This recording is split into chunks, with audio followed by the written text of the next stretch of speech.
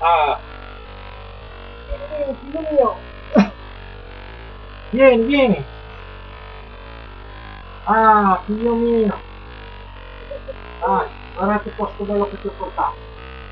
Guarda che bel posto stupendo. È un posto bellissimo. Qua il navigatore dice che dovrebbe essere da queste parti qua. In mezzo alla natura, in mezzo al verde. Ah, bello, bello, bello. Ma ci sono le grandi spazi aperti, si respira aria pulita, sì, è proprio questo, poi i fortunati sono tutti qua. Cioè, mi hanno mandato questo messaggio, dice vieni, vai in quel posto che ci sono le foglie d'artificio, portaci tutta la famiglia. Portaci tutta la famiglia che ti diverti. Ho portato tutta la famiglia. Ho portato il bambino e ho portato il cane.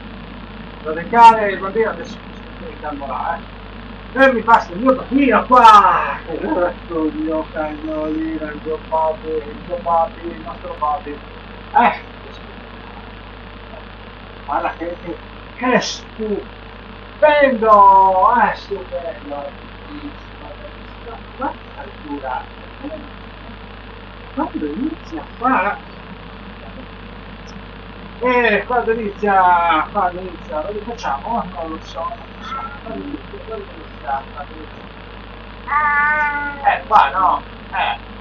Uh, Dove sono? Guarda, le 12:28, le 12:24, dicevano alle 12:30, alle 12:30 iniziano i fuochi d'artificio. Aspettiamo, va. Fa un calduccio, calduccio, però si respira aria pulita, guarda che posto un sacco di gente. Intera,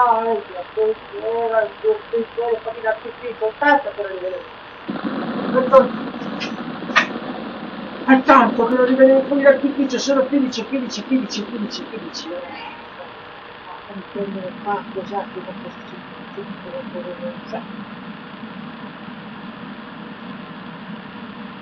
Ah, guarda che roba! No, guarda che roba, guarda, non vai di là, non si vede da. È lì, guarda che, guarda che notte. Ehi. No, proprio vero, ha detto che c'è il fuoco d'artificio. Ah, ma hai visto i fuochi d'artificio così? Io ho mai visto i fuochi d'artificio così. E sono stupendi, sono bellissimi. Fa caldo però,